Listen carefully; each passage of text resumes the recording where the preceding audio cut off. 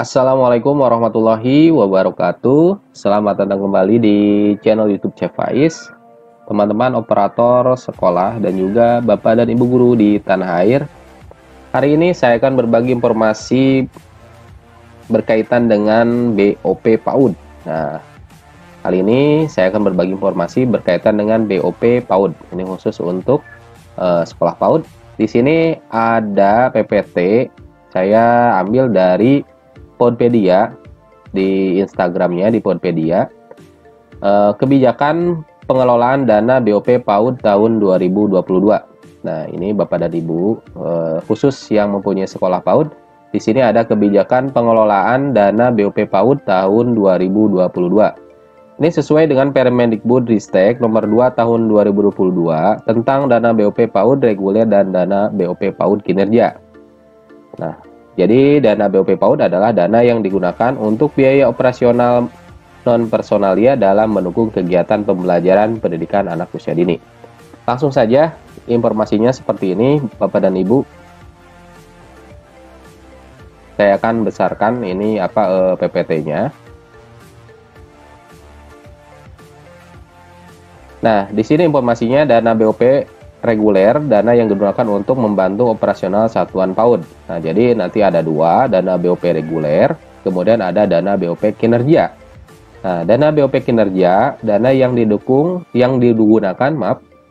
digunakan untuk mendukung kegiatan program sekolah penggerak bagi satuan PAUD yang ditetapkan sebagai pelaksana program sekolah penggerak.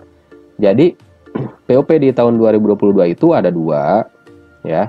Ada BOP reguler, yaitu yang seperti biasa BOP reguler itu untuk operasional satuan PAUD. Kemudian ada BOP kinerja. Kalau BOP kinerja ini adalah untuk mendukung kegiatan program sekolah penggerak.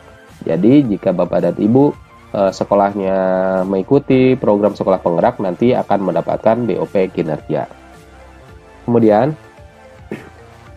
penerima dana BOP PAUD meliputi TK, Taman Kanak-kanak, kemudian kelompok bermain, Taman Penitipan Anak atau TPA, kemudian ada Satuan PAUD sejenis, SPS ya, kemudian ada Sanggar Kegiatan Belajar, kemudian ada Pusat Kegiatan Masyarakat. Nah, jadi ada Pusat Kegiatan Masyarakat atau SKB. Kemudian syarat penerima dana BOP reguler yaitu sekolahnya yang sudah mempunyai NPSN atau nomor pokok sekolah nasional, yaitu yang terdata pada Dapodik. Kemudian telah mengisi dan melakukan pemutakhiran Dapodik sesuai dengan kondisi real di satuan pendidikan paling lambat tanggal 31 Agustus tahun anggaran sebelumnya. Jadi untuk BOP 2022 berarti datanya itu yang dimutakhirkan pada tanggal 31 Agustus tahun 2021. Kemudian memiliki izin operasional, izin untuk menyelenggarakan pendidikan pada satuan PAUD yang diselenggarakan oleh masyarakat yang terdata pada Dapodik. Kemudian memiliki rekening satuan pendidikan atas nama satuan pendidikan. Nah, ini untuk rekening tahun di 2022 itu rekeningnya adalah yang terbaru, yaitu di nama rekeningnya adalah NPSN, kemudian nama satuan pendidikannya misalkan NPSN-nya 01234, kemudian di selanjutnya adalah nama satuan PAUD-nya. Jadi seperti itu. Jadi bukan rekening yang sudah biasa, tapi ini rekening yang atas nama satuan pendidikan yang ada NPSN-nya. Kemudian tidak merupakan satuan pendidikan kerjasama. Nah, ini syarat penerima dana BOP kinerja, ini khusus yang sekolah penggerak. Pertama, penerima dana BOP PAUD reguler pada tahun anggaran berkenaan. Jadi nanti ada double ya.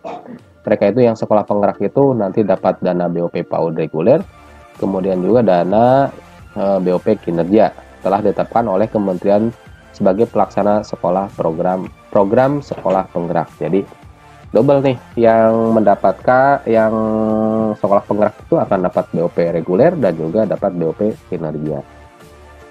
Kemudian besaran alokasi dana BOP PAUD reguler. Besaran alokasi dana BOP PAUD reguler dihitung berdasarkan besaran satuan biaya dana BOP PAUD pada masing-masing daerah dikalikan dengan sejumlah peserta didik. Nah, ini ada yang terbaru di sini, Bapak dan Ibu, menarik. Nanti itu seperti BOS ya. Jadi BOS itu sekitar tahun sebelumnya. Jadi berdasarkan daerah masing-masing. Misalkan kabupaten saya itu, Kabupaten Karawang itu 910.000 untuk BOS, dana BOS. Tapi di daerah yang lain itu, bahkan di daerah Papua itu bisa sampai 1 juta lebih ya, 1.200-an untuk BOS-nya. Nah, ini untuk BOP PAUD ini kemungkinan akan disesuaikan dengan daerah masing-masing. Bisa saja kabupaten Bapak dan Ibu berbeda dengan BOP-nya dengan kabupaten saya. Tergantung nanti hasil dari keputusan hasil dari pembagiannya itu diputuskan oleh kementerian. Jadi bisa saja berbeda setiap daerah. Kemudian yang kedua, satuan biaya dana BOP PAUD pada masing-masing daerah ditetapkan oleh menteri. Nah, ini akan ditetapkan oleh menteri. Jadi kemungkinan berbeda. Misalkan Karawang dengan Jakarta itu pasti berbeda. Kemudian Karawang dengan Purwakarta itu bisa jadi sama. Nah, itu tergantung masing-masing daerahnya ditetapkan oleh menteri. Kemudian jumlah peserta didik merupakan jumlah peserta didik yang memiliki NISN. Jelas ini ya, yang berdasarkan data pada Dapodik tanggal 31 Agustus tahun anggaran sebelumnya. Kemudian yang keempat, jumlah peserta didik untuk besaran alokasi dana BOP PAUD reguler tahun anggaran 2020 berdasarkan data yang diambil tanggal 7 Desember. Jadi untuk BOP 2022 adalah data yang diambil pada tanggal 7 Desember. Ini jumlah peserta didiknya ya, Bapak dan Ibu. Kemudian untuk besaran alokasi dana BOP PAUD kinerja, ini untuk BOP PAUD kinerja juga ini ditetapkan oleh melalui keputusan menteri. Jumlahnya itu nanti ditetapkan oleh kementerian. Bisa jadi tidak 600.000 satu siswa, bisa jadi 60 juta satu lembaga, bisa saja ya. Jadi bukan dihitung per siswanya. Kemudian untuk penyaluran dananya, penyaluran dana BOP PAUD dilakukan ke rekening satuan pendidikan. Rekening satuan pendidikan pertama atas nama satuan pendidikan sesuai dengan nama yang terdaftar dalam Dapodik. Jadi di rekeningnya itu namanya sesuai dengan data yang ada di dalam Dapodik. Nomor rekeningnya disertai dengan nomor pokok sekolah nasional. Jadi seperti yang tadi saya sampaikan, jadi nomor rekeningnya itu misalkan di sini ada NPSN-nya ya Bapak dan Ibu, NPSN ya. Kemudian di sini nama lembaganya, misalnya NPSN-nya 1 2 3 4, misalkan nomor pokok NPSN-nya. Nah, dilanjutkan di sini nama sekolahnya, misalkan Pospaud Mawar misalkan gitu. Nah, itu nomor rekeningnya adalah disertai dengan nomor pokok sekolah nasional NPSN. Kemudian untuk penggunaannya, di sini untuk penggunaan dana BOP PAUD reguler. Nah, ini juga ini yang baru ya Bapak dan Ibu. Ini untuk penggunaannya. Jadi ini hampir sama dengan Juknis BOS untuk SD, SMP, atau SMA. Di sini ada untuk penerimaan peserta didik baru, kemudian pengembangan perpustakaan atau layanan pojok baca. Nah, ini jadi nanti di tiap lembaga itu, tiap PAUD itu harus ada untuk pengembangan perpustakaan atau layanan pojok baca tiap PAUD itu. Kemudian untuk pelaksanaan kegiatan pembelajaran dan bermain, ini ya bisa saja untuk membeli AP. Kemudian pelaksanaan kegiatan evaluasi, asesmen, pembelajaran dan bermain, ini untuk asesmen juga. Nah, ini yang terbaru ya, untuk di PAUD itu ada pelaksanaan kegiatan evaluasi atau asesmen, pembelajaran dan bermain. Kemudian pelaksanaan administrasi kegiatan satuan pendidikan, ini masih sama dengan tahun kemarin.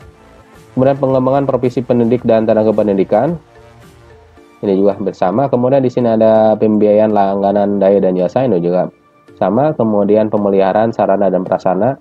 Kemudian penyelenggaraan kegiatan kesehatan gizi dan kebersihan, seperti pemberian makanan sehat, ini mungkin ya.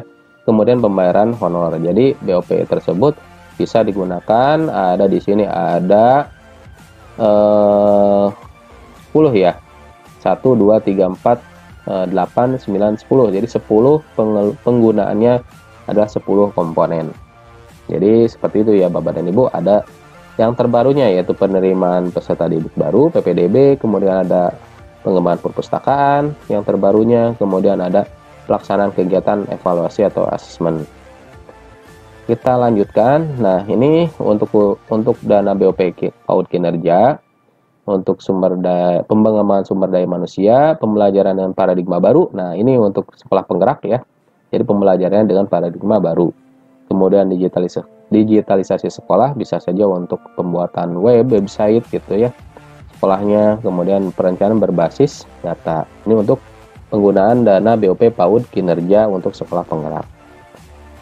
Dan selesai Bapak dan Ibu. Jadi ini untuk unduh peraturan selengkapnya ada di paudpedia.kemdikbud.go.id. Silakan Bapak dan Ibu untuk mengunduh peraturan yang lebih lengkapnya. Demikian informasi yang dapat saya berikan, mudah-mudahan bermanfaat. Nah, jika ada pertanyaan silakan tinggalkan di kolom komentar. Jangan lupa di like dan subscribe, boleh di share ke teman-temannya. Sampai bertemu di video selanjutnya. Terima kasih. Assalamualaikum warahmatullahi wabarakatuh.